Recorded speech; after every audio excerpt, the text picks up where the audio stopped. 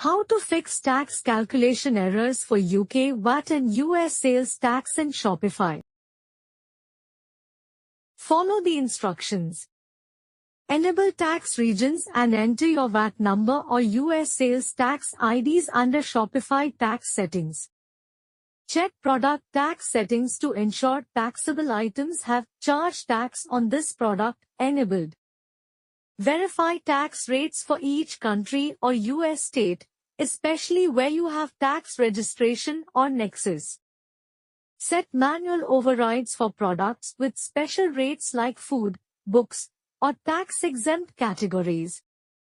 Install tax apps like Avlara, TaxJar, or Quadino for automated tax calculation and reporting. Test checkout flows with various locations and products to confirm accurate tax calculations. Review market settings to make sure pricing includes or excludes tax per region's requirements.